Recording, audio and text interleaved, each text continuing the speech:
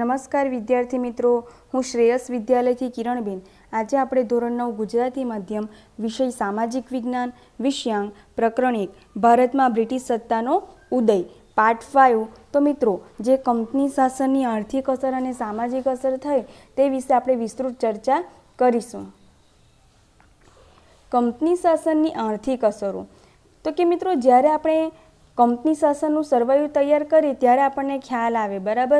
તો કે જે કંપનીએ શાસન કર્યું એ વિશે જો આપણે વિચારીએ તો આપણને ધ્યાનમાં આવે, બરાબર. શું ધ્યાનમાં આવે? તો કે ભારત દેશ જે છેલ્લી સદીઓથી દુનિયાના દેશોમાં આર્થિક રીતે ગૌરવભર્યું સ્થાન ભોગવતો હતો, તે કંપની શાસનના 100 વર્ષના શાસનકાળમાં ઇંગ્લેન્ડ માટે કાચો માલ પેદા કરનાર અને કારખાનામાં તૈયાર થયેલ માલ માટે બજારની ગરજ સારનારો દેશ બનાવી દીધો. તો કે દુનિયાભરમાં આપણે જે સોને કી ચિડિયાના નામે આપણો ભારત દેશ ઓળખાતો હતો, બરાબર, ખૂબ જ સમૃદ્ધ તરીકે ઓળખાતો હતો, અને એને પરિણામે આપણા ભારત દેશને આર્થિક રીતે ગૌરવભર્યું સ્થાન મળ્યું હતું. તો કે 100 વર્ષના જે અંગ્રેજોના શાસન દરમિયાન શું અસર થઈ આપણા ભારત દેશ પર?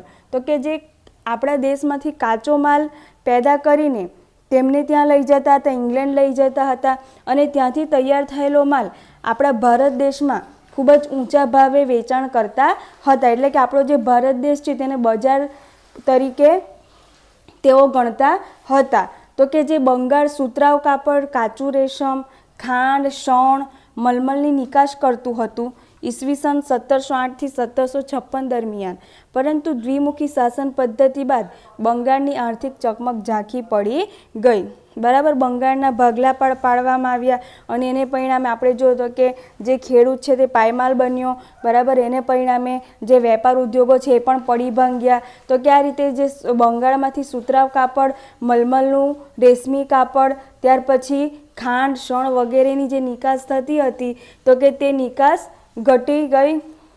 પરંતુ જે દ્વિમુખી શાસન પદ્ધતિ હતી તેને પરિણામે આપણે જોયું તો કે આ બધા જે ઉદ્યોગો છે તેના પર માઠી અસર થઈ.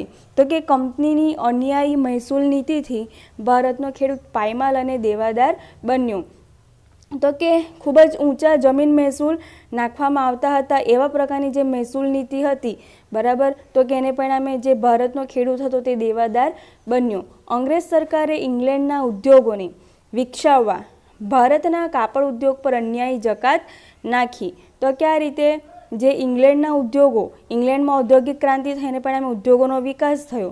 એને પરિણામે ત્યાં ઉદ્યોગોનો વિકાસ કરવા માટે ભારતના જે કાપડ ઉદ્યોગ છે એના પર જકાત, બરાબર, ઊંચી જકાત નાખવામાં આવી. એના પરિણામે જે ઉદ્યોગ સાહસિકો હતા તેના પર માઠી અસર થઈ, પરિણામે વેપાર ઉદ્યોગો પડી ભાંગ્યા.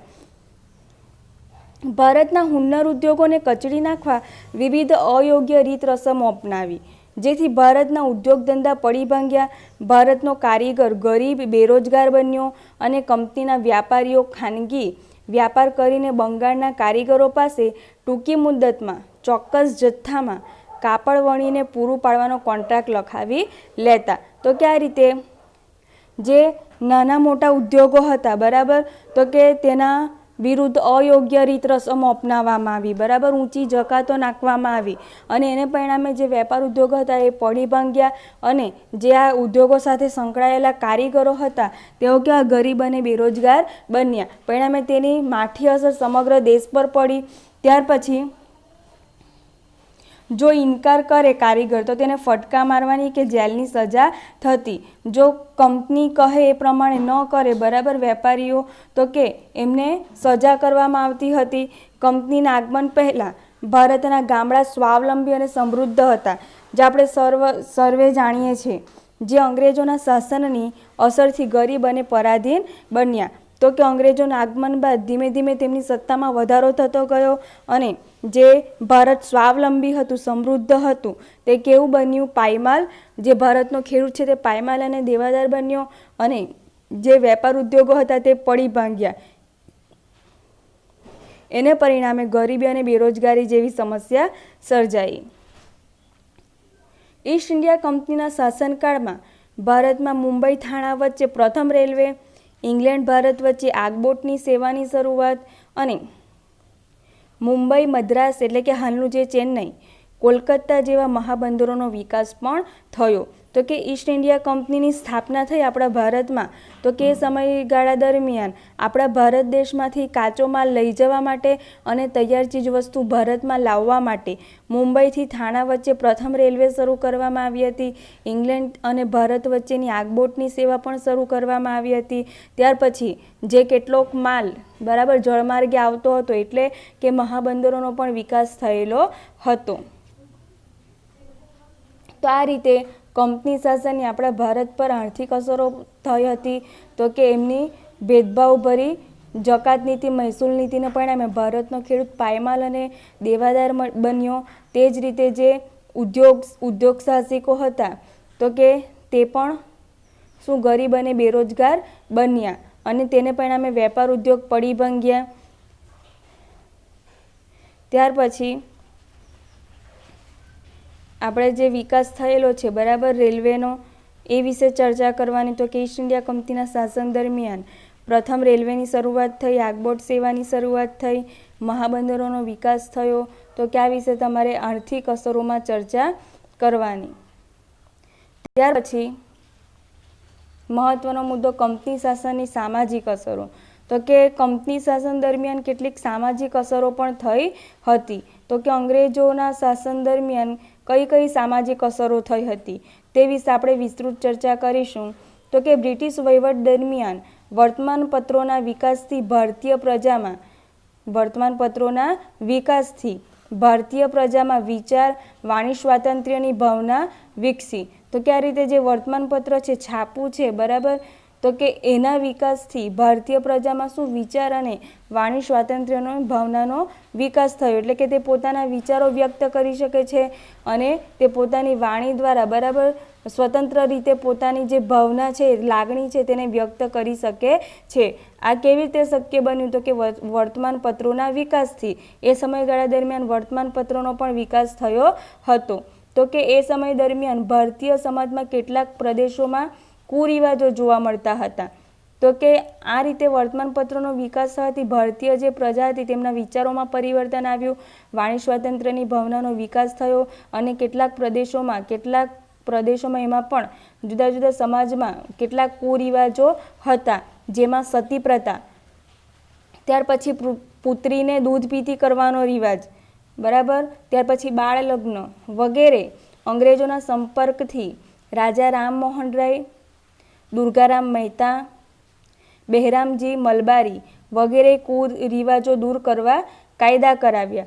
તો કે આ રીતે જે સતી પ્રથા છે, પુત્રીને દૂધ પીતી કરવાનો રિવાજ છે, બાળ લગ્ન વગેરે અંગ્રેજોના સંપર્કથી રાજા રામમોહન રાય, દુર્ગારામ મહેતા અને બહેરામજી મલબારી વગેરે દ્વારા કાયદા ઘડવામાં આવ્યા અને આવા જે કુરિવાજો છે તેને નાબૂદ કરવામાં આવ્યા.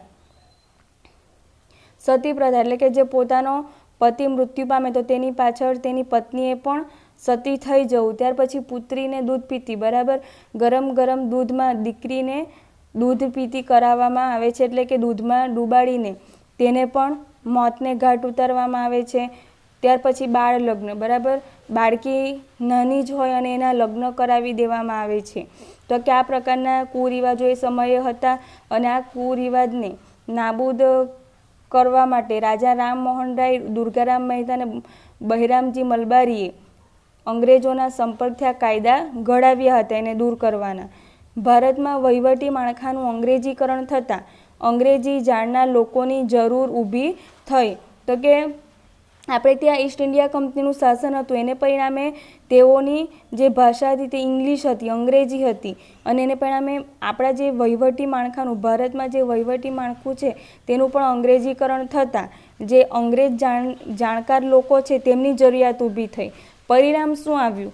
પરિણામ એ આવ્યું કે મેકોલેના પ્રયત્નથી ભારતમાં અંગ્રેજી શિક્ષણ આપવાનો પ્રારંભ થયો. તો કે આ રીતે અંગ્રેજી શિક્ષણ આપવાનો પ્રારંભ શરૂ કરાવનાર કોણ હતા? તો કે મેકોલે. તો કે મેકોલેના પ્રયત્નથી ભારતમાં અંગ્રેજી શિક્ષણની શરૂઆત થઈ હતી. ચાર્લ્સ વુડની ભલામણથી મુંબઈ, મદ્રાસ એટલે કે હાલનું ચેન્નઈ, કોલકાતામાં યુનિવર્સિટીની સ્થાપના થઈ. તો કે ઉચ્ચ શિક્ષણ માટે યુનિવર્સિટીની સ્થાપના કરવામાં આવી ચાર્લ્સ વુડની ભલામણથી બરાબર. મુંબઈ, ત્યાર પછી મદ્રાસ, ચેન્નઈમાં અને કોલકાતામાં બરાબર આ મહાનગરોમાં સ્થાપના કરવામાં આવી હતી. અંગ્રેજી શિક્ષણના કારણે ભારતમાં અંગ્રેજી જાણનારો વર્ગ ઊભો થયો. સમય જતાં તેણે સુધારવાદી માંગણીઓ કરી અને સુધારાની પ્રક્રિયાને વેગ આપ્યો. તો આ રીતે વહીવટી કામકાજમાં જે અંગ્રેજી જાણનારો વર્ગ છે તે ઊભો કરવામાં આવ્યો અને એને પરિણામે જે ભણતર છે બરાબર, ઉચ્ચ શિક્ષણ મેળવનાર જે વર્ગ છે એમના દ્વારા સુધારવાદી કેટલીક માંગણીઓ મૂકવામાં આવી અને એને પરિણામે કેટલાક સુધારા થયા. તો કે આમ ઈસ્ટ ઇન્ડિયા કંપનીએ ભારતની સમૃદ્ધિ અને વેપારથી આકર્ષાઈને ભારત આવ્યા હતા. ભારતમાં કંપની શાસનને પરિણામે રાજકીય, આર્થિક, સામાજિક ક્ષેત્રે સારી નરસી અસરો ઊભી થઈ. કંપનીએ ભારતના ભોગે ઇંગ્લેન્ડને સમૃદ્ધ કરવાની નીતિ અપનાવી અને ભારતમાં આવીને પોતાના લાભ માટે જે વ્યવસ્થામાં સંસ્થાનગત સુધારા કર્યા તેનાથી ભારતને પરોક્ષ રીતે લાભ પણ થયો. તો કે આ રીતે જે કંપની શાસન હતું એ સમયગાળા દરમિયાન કેટલીક રાજકીય, આર્થિક અને સામાજિક સાંસ્કૃતિક ક્ષેત્રે સારી અને નરસી એટલે કે ખરાબ અસરો પણ થઈ હતી. કંપનીએ ભારતના ભોગે ઇંગ્લેન્ડને સમૃદ્ધ કરવાની નીતિ અપનાવી. બરાબર, ભારતમાં જકાત નીતિ, મહેસૂલ નીતિ બરાબર ખૂબ જ એવી રાખવામાં આવી કે જેને પરિણામે જે ભારતનો ખેડૂત છે તે પાયમાલ બન્યો. જે ભારતનો ઉદ્યોગ સાહસિક છે તે શું થયું, એનું બેરોજગાર બન્યું. તો કે આ રીતે આપણે જોઈએ તો કે એની સારી અને ખરાબ અસરો થઈ હતી. તે જ રીતે આપણે આર્થિક અસરોમાં જોઈએ તો કે રેલવેનો વિકાસ થયો, બંદરોનો વિકાસ થયો, જેનો લાભ આજે પણ આપણે મેળવીએ છીએ.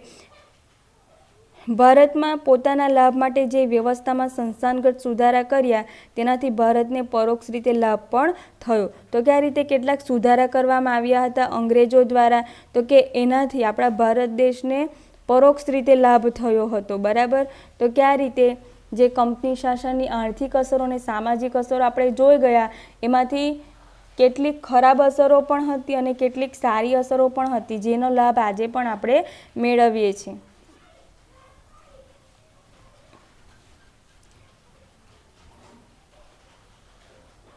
થેન્ક યુ વિદ્યાર્થી મિત્રો. તો આજનું તમારું હોમવર્ક છે